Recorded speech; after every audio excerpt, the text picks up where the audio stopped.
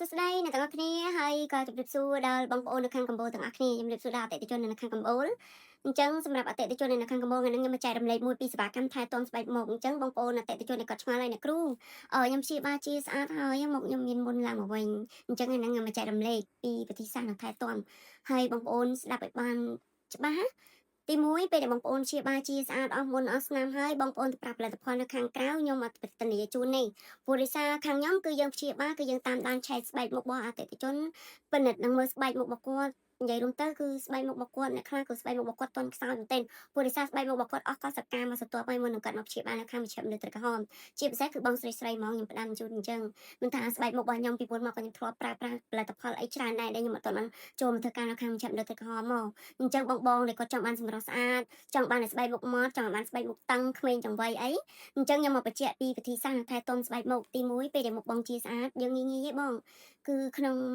មួយខែបងមកធ្វើសេវាកម្មថែទាំស្បែកមុខម្ដងហើយមួយទៀតសម្រាប់អតិថិជនដែលកំពុងតែព្យាបាលជាកញ្ចប់ចង់ឲ្យបាត់ស្នាមនឹងការញិចមុនចង់ឲ្យមុខខ្មូតមុខប្រហោងចិត្តរញញឺរនរមលើស្បែកមុខបងអាចមកប្រើប្រាស់សេវាកម្មបំបត្តិស្នាមយើងបានជាប្រភេទសេវាកម្ម 10D 10ថ្ងៃស្បែកមុខបងប្អូនប្លែកបើមិនប្លែកគឺអត់គិតប្រាក់ពីអតិថិជនឡើយបងប្អូនហ៊ាននិយាយគឺហ៊ានធ្វើ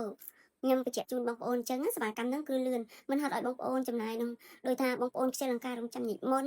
ហើយសេវាកម្មហ្នឹងក៏អត់តន់យូរដែរបើដោយបងប្អូនដែលគាត់បានធ្វើទេអត់មានសេវាកម្មហ្នឹងអត់មានអីពិបាកអីគឺងាយស្រួលទេបងអត់មានទៅការតន់យូរទេហើយមួយទៀតបងប្អូនដែលគាត់មកពីភ្ជុំវិញគាត់ត្រឡប់មកពីភ្ជុំវិញមកយើងតែងតែមានមុនខ្មៅស្រអាប់បងប្អូនកុំភ្លេចមកសម្អាតបុកមុនចេញដើម្បីយកគ្រាប់មុនចាស់ពីលើស្បែកមុខបងហើយសម្រាប់ការញិចមុនរបស់យើងខ្ញុំបញ្ជាក់ជូនអញ្ចឹងមានផាសុកភាពអនាម័យហើយសម្រាប់ការញិចមុនរបស់យើងគឺមានកន្លែងញិចមុនត្រឹមត្រូវបងប្អូនមិនអោយអតិថិជនដែលគាត់មកព្យាបាលឬមួយមកញិចមុនម៉ាសាដែលមានខកបំណងឯងយើងញិចមុនដើម្បីឲ្យនិយាយរួមទៅការ clean ស្បែកមុខរបស់យើងគឺយើងអត់កំណត់ថាប្រហែលម៉ោងឲ្យហើយតែខ្ញុំបញ្ជាក់ជូនអញ្ចឹងហើយគឺយើងមានថ្នាំអីបិទនៅលើស្បែកមុខរបស់បងប្អូនមិនងាយស្រួលមិនឲ្យស្រឡាក់យូរហើយសម្រាប់របស់យើងគឺយើងសិតតែប្រើជាប្រភេទថ្នាំនៅខាង clinic របស់យើងអត់មានលក់បោះចែកចាយនៅតាមទីផ្សារមិនថាជាប្រភេទសាប៊ូមិនថាជាប្រភេទម៉ាស់ជាប្រភេទអីអត់មានតាមទីផ្សារមានតែនៅខាងមជ្ឈមណ្ឌលត្រីក្រហមឬមួយក៏ clinic របស់ខាងក្រុមហ៊ុនត្រីក្រហមហើយនឹងសេវាកម្មបំបត្តិស្នាមអីហ្នឹងមួយទៀតគឺយើងមានតែនៅខាង clinic របស់យើងទេហើយសម្រាប់អតិថិជនដែលគាត់ដោយប្រើជាប្រភេទលេងនៅខាងក្រៅគាត់ចង់មកធ្វើសេវាកម្មហ្នឹងក៏ខាងនាងខ្ញុំអត់ធ្វើជូនដែរខ្ញុំបញ្ជាក់ជូនអញ្ចឹងគឺយើងអត់ចង់បានប្រាក់ពីអតិថិជនទេសំខាន់គឺយើងធ្វើយកគុណភាពដើម្បីឲ្យអតិថិជនគាត់មានភាពទំនុកចិត្តនឹងការព្យាបាលនិងធ្វើនឹងសេវាកម្មហ្នឹងអញ្ចឹងខ្ញុំបញ្ជាក់ជូនបងឲ្យច្បាស់បងចង់ដឹងពីព័ត៌មាននឹងសេវាកម្មបំបត្តិស្នាមនឹងការញិចមុនចង់បានដឹងពីព័ត៌មាននឹងសេវាកម្មអ៊ុតមុខខ្មូតនិងថែរទាំស្បែកមុខនិងអប់ម៉ាស់ទឹកដោះគោ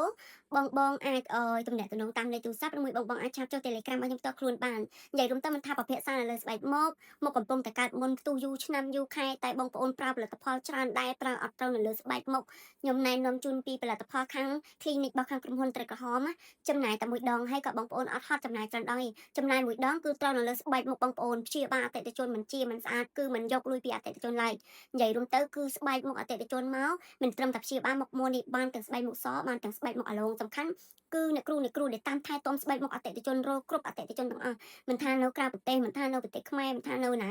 ាគឺយើងតាមដានឃ្លីស្បែកមុខគាត់តាមដានសួរសុខទុក្ខពីស្បែកមុខរបស់គាត់និយាយរួមទៅមិនថាគាត់មកញិចមុនម៉ាសានៅលើស្បែកមុខរបស់គាត់គឺយើងតែងតែសួរនំពីគាត់ដែរអញ្ចឹងបងដែលគាត់កំពុងតែដូចជីកាត់តាមនឹងអីអញ្ចឹងគាត់ចង់ដឹងពីព័ត៌មានអីបងអាចអញ្ជើញសាកសួរបានបងអាចអញ្ជើញមើលពិភាក្សានឹងខាងនឹងខ្ញុំបានអញ្ចឹងយើងអត់គិតប្រាក់ពីអតិថិជនមិនមែនថាអតិថិជនមកពិភាក្សាហើយដឹងតែឲ្យគាត់ព្យាបាលទេអត់ទេគឺសម្រាប់អតិថិជនដែលគាត់ទទួលកញ្ចប់នឹងការព្យាបាលខ្លួនឯងហើយភាគច្រើនគឺខ្ញុំឃើញគាត់ជីកាត់តាមនឹងគាត់មកសួរនាំច្រើនដែរអញ្ចឹងណាគាត់ចង់ដឹងពីសេវាកម្មព្យាបាលអីចឹងណានិយាយរួមទៅងាយស្រួលទេបងប្អូនសេវាកម្មហ្នឹងមិនមែនគ្រាន់តែយើងព្យាបាលមុខមុនទេបានទាំងស្បែកមុខយើងស្អាតទៀតណាបងប្អូនអញ្ចឹងបងចង់បានសម្រស់កាន់តែស្អាតចង់បានសម្រស់កាន់តែក្មេងចង់បានសម្រស់កាន់តែបំបត្តិមុនបងអាចមករក clinic របស់ខាងក្រុមហ៊ុនត្រីក្រហមបានស្វាគមន៍ជានិច្ចមិនថាមុខឲ្យលួយប៉ុណ្ណាគឺមជ្ឈមណ្ឌលត្រីក្រហមស្វាគមន៍ជានិច្ចអញ្ចឹងបងដែលគាត់ចង់ដឹងពីព័ត៌មានអីកុំភ្លេចណាតាក់ទងតាមលេខទូរស័ព្ទរបស់ខ្ញុំ3ខ្សែនៅខាងលើអរគុណ